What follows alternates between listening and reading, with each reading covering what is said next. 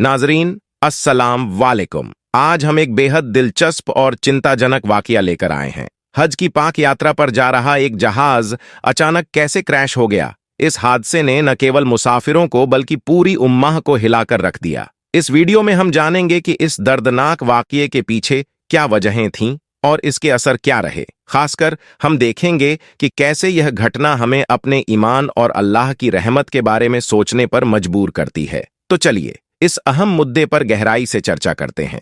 और याद रखें, यह वीडियो हर मुसलमान के लिए है। इस्लाम में हज यात्रा को बेहद मुबारक और अहम समझा जाता है।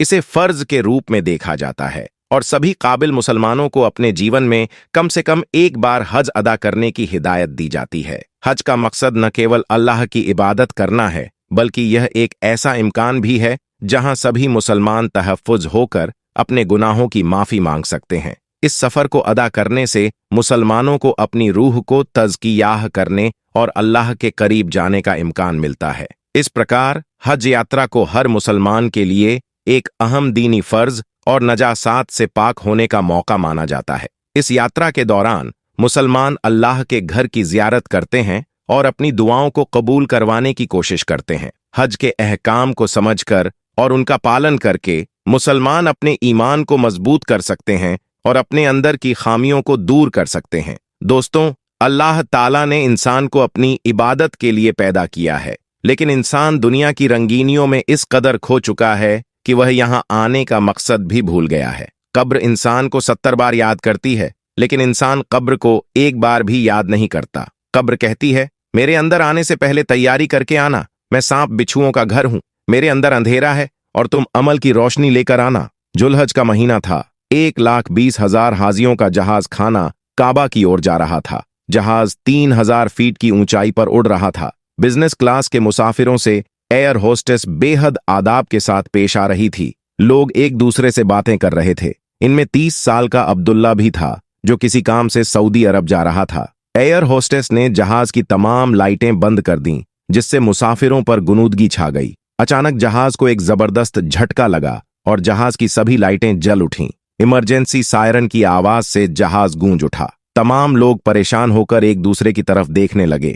आखिर यह झटका किस वजह से आया? सभी एयर होस्टेस से पूछने लगे, क्या हुआ, हमें कुछ तो बताएं। एयर होस्टेस ने कहा, मैं कप्तान से राब्ते में हूं, वह बताएगा कि जहाज के साथ क्या हुआ है। थोड़ी देर बाद जहाज की पायलट ने ऐलान किया कि जहाज का एक इंजन फेल हो चुका है, जबकि दूसरे में भी खराबी है। हमारे अनुमान के अनुसार 10 मिनट के बाद जहाज क्रैश कर जाएगा। यह सुनते ही मुसाफिरों की सांसें हलक में अटक गईं और सभी लोग हैरान परेशान हो गए। हर कोई अपनी मौत की आखिरी यादें संजोने लगा।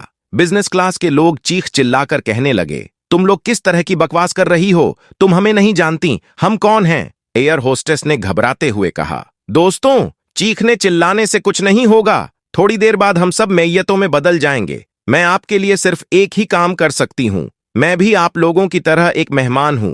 इसके बाद एयर होस्टेस अंदर गई और एक छोटा सा काला डब्बा लेकर आई। तमाम मुसाफिर उस डब्बे को बड़े गौर से देखने लगे। एयर होस्टेस ने मुसाफिरों से कहा, इस डब्बे को ब्लैक बॉक्स कहा जाता है। यह एक खास किस्म का डब्बा है जिस पर किसी भी चीज का असर नहीं होता। अगर आप अपने किसी दोस्त, घर वालों या किसी को कोई पैगाम भेजना चाहते हैं तो एक कागज पर लिखकर इस डब्बे में डाल दें। जब जहाज के मलबे से यह ब्लैक बॉक्स मिलेगा तो आपके घर वालों और रिश्तेदारों तक आपका आखिरी पैगाम पहुंच जाएगा। इसके बाद एयर होस्टेस ने मुसाफिरों को कागज और कलम दिए। उनमें से एक मुसाफिर ने लिखा, मेरी बेटी, माफ कर देना, मैं सारी उम्र तुम्हें दुनिया की तालीम देता रहा, जबकि तुम्हें कुरान और दीन की तालीम ना दी। जवान अब्दुल्ला फूट फूट कर रोने लगा। उसके हाथ कांप रहे थे।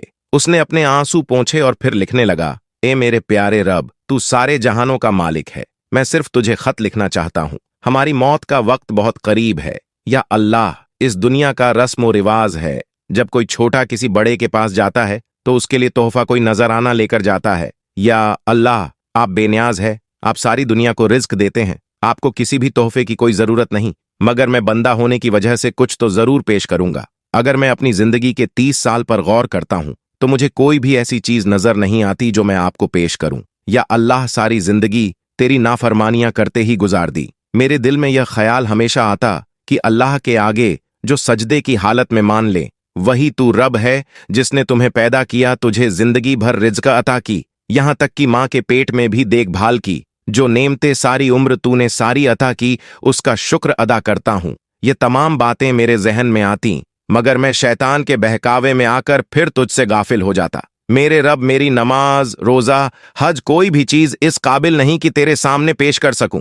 मैंने सारी जिंदगी लापरवाही में गुजार दी। मैं अपनी जिंदगी के 30 साल सोता ही रहा। जब जाग आई तो मौत का वक्त बहुत करीब है। जिंदगी के 18 साल पढ़ने में गुजार दिए, जबकि 8 साल रोजी रोटी के लिए एक जगह से दूसरी जगह जाता रहा। कभी किसी की गैबत करता रहा, कभी दुनिया के मफाद के लिए झूठ बोलता रहा। मैं आगे बढ़ने के चक्कर में पीछे की तमाम जिंदगी को भूल गया। कभी ना सोचा कि तेरे साथ क्या ताल्लुक बनाया सारी उम्र। 5 वक्त की नमाज अदा ना, कि तेरे हुक्म के आगे हार न मानी। या अल्लाह, तू मुझे जहन्नम की आग से बचा ले। जो लम्हात तेरे जिक्र में गुजारने चाहिए थे, वह टीवी, ड्रामा फिल्मों और खेल कूद में गुजार दिए। जो तेरी याद में गुजारने चाहिए थे, वह सारी रात सोशल मीडिया को देखते हुए गुजर गए। जो वक्त मुझे कुरान मजीद को समझने में गुजारने चाहिए था, वह मैंने मोबाइल पर गेम खेलते हुए गुजार दिया। या अल्लाह, सारी दुनिया तेरी इबादत करती है, उनके लबों से तेरा ही नाम जारी होता है, मगर मैं किस कदर बदनसीब हूं जो तेरी हदूद को करार करता रहा।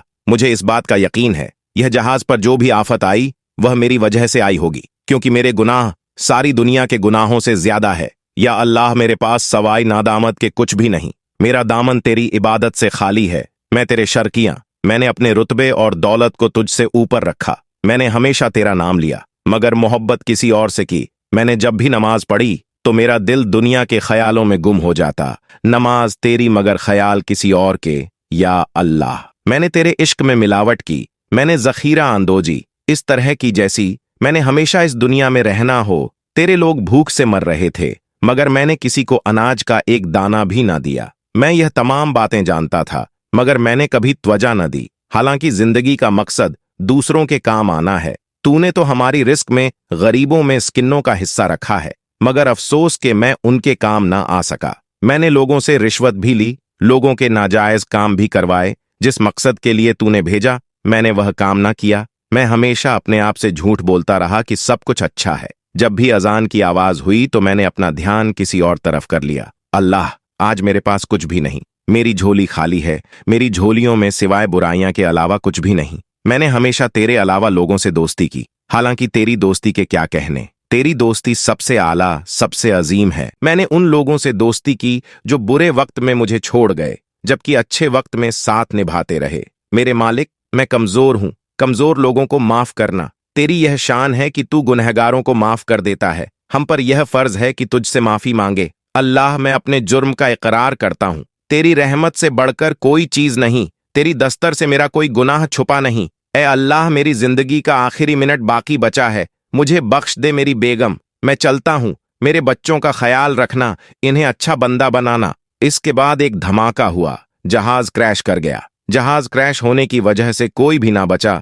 दोस्तों, मैं और तुम आखिरी खत लिखने से पहले अल्लाह से माफी मांग ले। आज हमारे पास वक्त भी है, जिंदगी भी है। अल्लाह ताला ने तंदुरुस्ती और हर नेम से नवाजा, लिहाजा है हमें चाहिए कि हम अल्लाह के बन जाएं। अगर हम लोग अल्लाह के बन गए तो हमारी दुनिया और आखिरत सवर जाएगी। ये ना हो कि एक दिन हम कब्र की अंधेरी कोठरी में हो, फिर वहां पछतावे के अलावा कुछ भी नहीं होगा। दोस्तों, हमें हमेशा याद रखना चाहिए कि अल्लाह के सामने सजदा करना और अपने गुनाहों की माफी मांगना हमारे लिए बेहद जरूरी है। यह न सिर्फ हमारी रूह की तज़किया का माध्यम है, बल्कि यह हमें सही रास्ते पर चलने की प्रेरणा भी देता है। आइए हम सभी एक साथ अल्लाह से अपने गुनाहों की मगफिरत मांगते रहें, ताकि हम अपने जीवन को बेहतर बना सकें और उसकी करीबी में पहुंच सकें। तो दोस्तों, आज की वीडियो में बस इतना ही। अगर आपको यह वीडियो पसंद आई हो तो इसे लाइक करें और अपने भाइयों बहनों के साथ शेयर करें।